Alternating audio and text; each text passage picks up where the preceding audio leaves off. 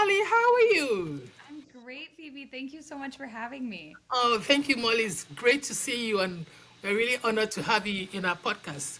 How Thank you. how how has it been? It's been good. It's been good. I'm really loving the change in seasons right Yeah. now, and we're seeing the change of seasons outside. I feel like I'm having change of seasons in my life too, so it's been Absolutely. lovely. How about you? Oh, good. Same thing is over here. The fall wind is so much. The trees, leaves are falling everywhere. So it's windy, but sometimes we like it. It's very Yeah. good. Yeah, so let me just send this what it's all about. This podcast about executive search, where we run a series called Executive Access, where we look at leaders in the industry. They're talking about recruitment, talent placement, their challenges, the real behind the scene challenge. We're not looking for yeah, of course we're going to share the success is part of it, but how did you get that? What are things you need to know you navigated that many people don't see? Most times behind the scenes struggles are not mentioned. Right. And people always see the only the success and as if it's all easy. It's not easy. Somebody put in the work to make it work. So those work is what they're going to look like, see how it works. And another thing we're going to do, for some of the recent topics we covered in the past is how AI is impacting the recruitment and talent placement landscape in this going forward. This year, 2026, 27, going forward. And of course, how far you want the discussion to go, depending on how much you want to share, that's great. Cool. And that's about that. And again, as I said, about 30 minutes unscripted, Perfect. structured. That we're going to focus on how you started the bit, how you started, and where, your background. Discuss your current challenges, and where you want your company to be workforce energetic. In fact, when I saw the name, I was like, okay, we're gonna get to that because it's quite unique in HR. Yeah, it's quite unique. So, where you want to be, and we'll wrap up with, your thoughts on where things are going, and what next to do if there's anything to get you to where you want to be. So that's just that. But is there another thing you want to talk about? Want us to talk about, or No, to that add to sounds this perfect. discussion? That sounds perfect. Okay. Okay. Awesome. Awesome. Okay. Thumbs up too. So let's dive in. And before we dive in, I really want to commend you. Like I said, when I look it up, you know, workforce energetics, and I look at your area of specialties, it's quite unique. So it's like a combination of corporate and the human aspect of it. I don't know the word to use.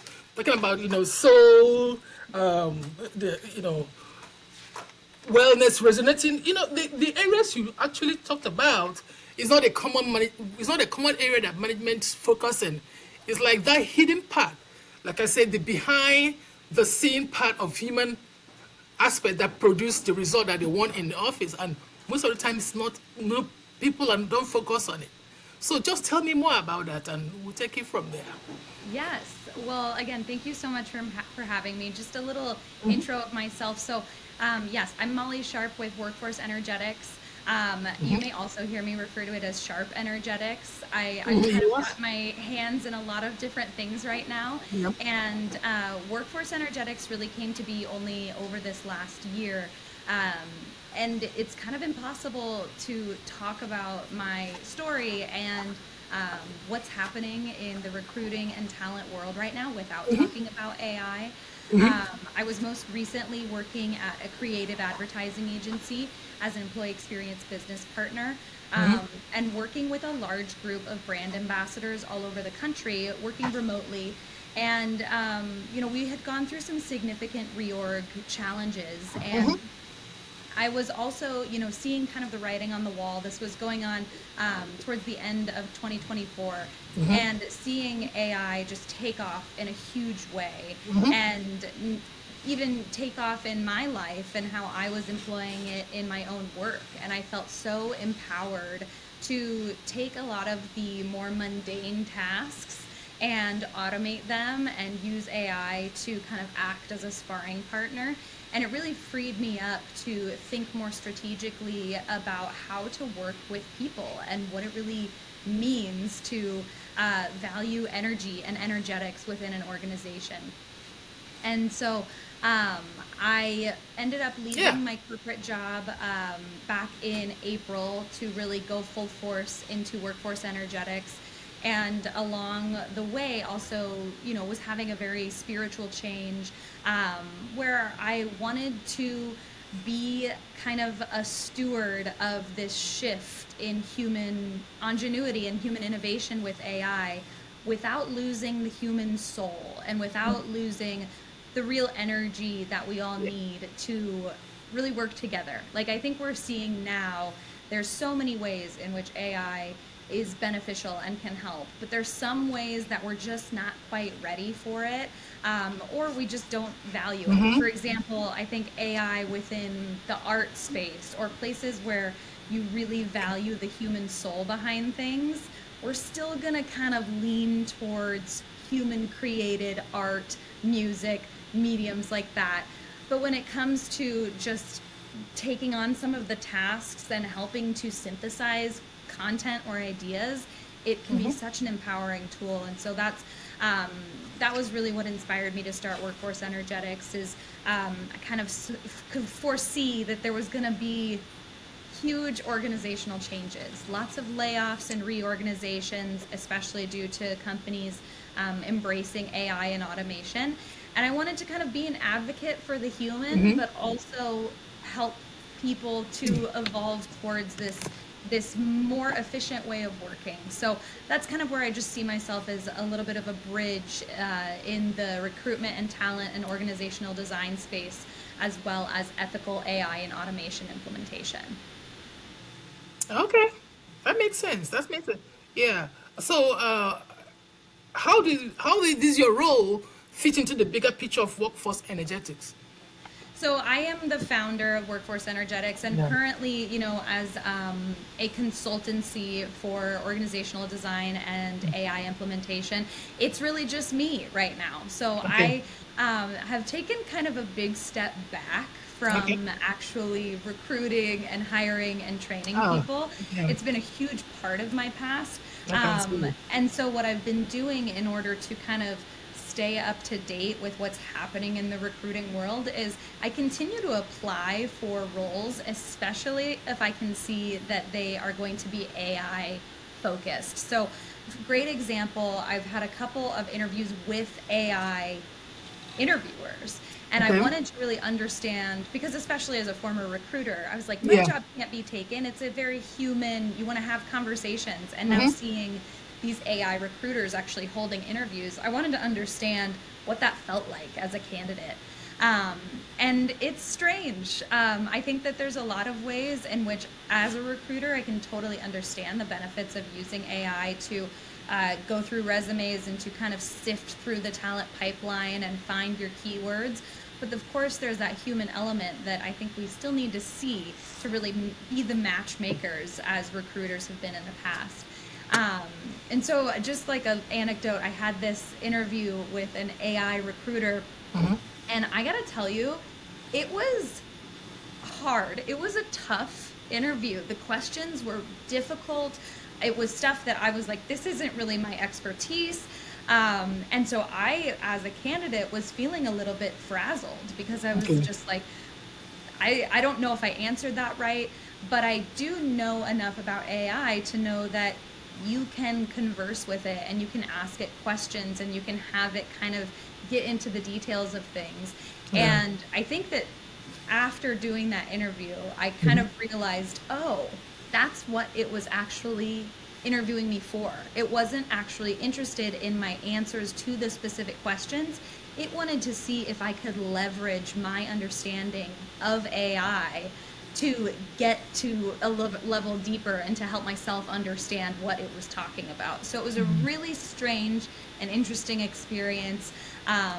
And I think that that has kind of helped me to just stay in the understanding of what candidates are experiencing right now, Okay. um, because it's the Wild West. It Yeah. is, it is totally the Wild West right now with all of these AI companies. And I personally know so many people who have been affected by layoffs and reorganizations in the last 6 months who are struggling to find work because now people can apply to 500 jobs with the help of AI. Now people are able to cater their resumes to exactly match the job description with AI. Okay. Now AIs are analyzing the AI written resume. And so there's a bit of a just crazy moment that we're Yeah. experiencing that I think that there's still a level of human touch that needs to happen, but as long as we're aware of it and really ingrained in it, I think that I'm hopeful and optimistic that we can steward this appropriately. Yeah. Sure. Sure. So, what does a typical day looks like for you at workforce, or even say in your former position as a talent acquisition leader? Yeah. Sure. Sure. My What? typical day, I think when I was in that role, I was spending a lot of time working with data, especially related to employee sentiment, related to our talent acquisition process, and our Sorry. various interviewing funnels, and just kind of trying to understand the data and implement any changes that may have needed to happen. I was having conversations frequently as kind of an HR manager for my team, doing check-ins, maintaining a lot of that very human element. But I also was doing a lot of training and development and Yeah. reporting, and that's really Absolutely. where I found the AI so beneficial. Was it allowed me it allowed me to kind of free up my time to be more human and have more human interaction in a meaningful way with my employees, because I was able to kind of pass off some of the data analysis and the synthesis to AI and automation. And so that Yeah. was a real wake up call for me, was to Okay. understand that if I allow this to do some of the work for me, and of course be discerning and check the work and make sure that it makes sense and make sure that I'm behind it, Okay. then I can actually remove myself from the screen more often to be more Okay. present as a human. Okay. Um, and so that was a just really interesting moment. I was doing a lot of one-on-one calls, sometimes disciplinary calls, often, even executing reorganizations and layoffs, which are not fun at Yeah. all to Yeah. do. And Yeah. I have to say, if you're in the talent acquisition or in the employee experience space, it'd be an easy thing to pawn off on automation because it's unpleasant, but it's Yeah. also so important to maintain that human element when you're dealing with people's livelihoods. So, Okay. um, yeah, it's probably a long-winded way of saying I was wearing a lot of hats at that time Yeah. now, and I'm still kind of trying to unlearn that, wearing a Okay. lot of hats, which is why I'm doing workforce energetics, and I've got some Yeah. passion projects, and I'm kind of allowing myself to take my days a little bit more easily because Yeah. I'm, you know, an entrepreneur and solopreneur at the Yeah. moment. Makes Um, sense. so it's been good, but it's hard to unlearn so many of the patterns that we've been raised with in our Okay. modern working society. Yeah. I know. I agree. How has AI impacted your business growth and strategy? Well, definitely. I mean, I think just understanding that it is going to be a part of my business, and whether that is using it for data analysis and being very open and transparent about that, even how to be open and transparent about AI use. I think right now it's kind of almost a dirty word to talk about because it can be really polarizing, and people don't necessarily want to see that you used ChatGPT to create a whole post or to create your presentation. But for me, it's been really imperative in taking all of the stuff in my brain, all of the building of my business that I want to get out there, and it takes that and makes sense of it and puts it in like a good format and in chronological order of like, this is what you need to do. So I've really Awesome. used AI as kind of my own agency to Okay. to be helping me to synthesize my thoughts and form business plan form. I have some proprietary frameworks that I've built around role mapping in the workplace, and it's helped me to creatively brainstorm, what acronyms to use for those kinds of things. Um, so Yeah. it's So, become a okay. very Okay. every day, all the time kind of thing. It's imperative, and I think it's going to continue to be. Yeah. I agree. I agree with you, Molly. So, where do you want workforce energetic to be in next 6, 12 months? Your future I'm a plan, little goal, bit. where do you want them to be? Sure, yeah. I think my hope in 6 to 12 months is to, really have some clients that are uh, utilizing some of my proposals in terms of how to implement AI and doing it effectively.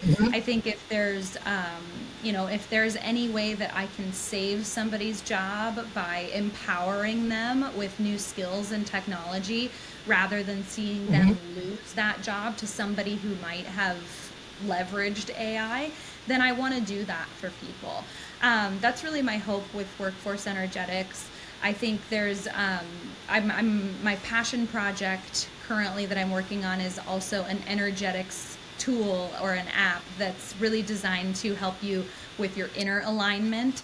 And so that's been a lot of what I've been working on recently. I think, especially just kind of reading the room right now and understanding that when it comes to employee experience specifically, employers are having a tough time like warranting a budget towards that because so many companies right now are going through Yeah. these reorganizations. And so um, while I think it absolutely has immense ROI to care about your people and invest in them and help train them on these things, I also am kind of aware that like people are going to have to understand what's happening to our workforce before they're able to put budget towards the changes that need to be made. So I've been working with no code and vibe coding platforms to develop some apps and tools, either for my own app or for companies that I've been working with.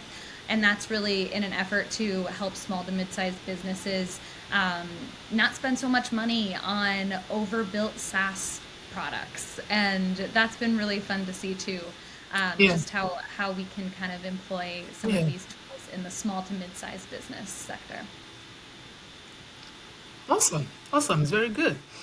So, like again, if you had a magic wand to fix one thing in your business that is holding you back or slowing you down right now, what would that one thing be? It's a good question.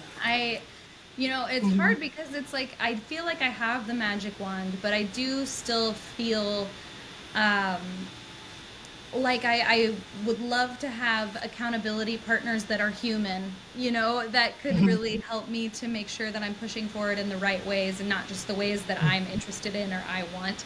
Um, you know, like sales is just not something that I am great at or that I want to do. So I kind of hesitate to ever do it. I'm like, if my system isn't perfect yet, I can't go sell it. I need to just earn business organically. And so that's probably a mindset that I would like to shift within myself. But can you expand on that if your system is not perfect? Can you expand on that? What exactly do you mean? So, in terms of like the apps that I'm building or the frameworks or anything, I can be a bit of a perfectionist. And I think that perfectionism is probably just not really going to have a place in our society anymore. We have to work fast. And so my perfectionist tendencies sometimes hold me back from moving as quickly as I probably should. Yeah. But do you think this is an industry-wide issue or is it unique to your, Oh, that's your unique to me. it's unique to you? Yeah. Unique to me. I think if I'm looking at like industry wide, I would, really just want to tell employers to pause, especially if they're about to go into a big layoff or reorganization season, because I think it's a bit it's just kind of getting ahead of itself a little bit. And while, yes, automation and AI are going to be able to do a lot of things that people currently do, I think we're just being a little bit short-sighted with how we're allowing that to affect the employees specifically. Yeah. So that would be really the one thing that I would, as much as I am a proponent of it, I would just say, hey, pause, why don't we actually use this moment to educate our teams rather than replacing them or automating their Okay. functions? Okay. Can you share a little bit more about the apps you're developing and your soul searching connection with the work? I guess that will. Yeah, for sure. And they really go hand in hand. So Mm-hmm. the app that I'm creating currently is called the Vibe Quotient, Mm-hmm. and it's actually active right now.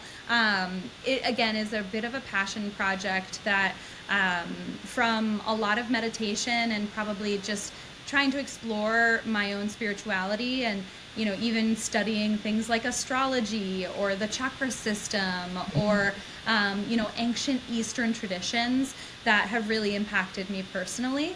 I had started to use AI in a way to help me with my own inner alignment, specifically with the chakra system. And I was like, well, if I want to do this, maybe other people want to do this. And so Yeah. it honestly was also born out of doing a lot of employee sentiment surveys. Mm-hmm. I found them to be really insightful and powerful, and so I started developing my own kind of sentiment survey for myself and for others to use, to kind of assess where they might have imbalances or where they might want to maximize some of their energy. And so that Yeah. is kind of what the Vibe Quotient does. It takes a lot of these ancient and maybe esoteric wisdoms and combines them with modern technology Yeah. to kind of act as your energetic alignment assistant. Yeah. So And so that's what I'm currently building, and great. it's been a lot of fun. It's taken Great. up a lot of my time, but it's also shown me, again, it's taught me how to code in a lot of ways. Like Awesome. I do not have a coding background, but even using these like no code, minimal code tools, I'm kind of learning how to do that Awesome. just by working with AI to build this. So Awesome. Awesome. that is the one that I'm currently working on. So how do you intend to infuse it in the work in talent management? I really see that this kind of framework of using the chakra system or using a more holistic method of looking at the overall energetic health of a person can also be employed to an organization and maybe the world. You never know. But so I actually see it as being something that could help organizations to really understand, not only employee sentiment, but the energy that's going on within their culture so that they can make more impactful decisions in their business. Okay.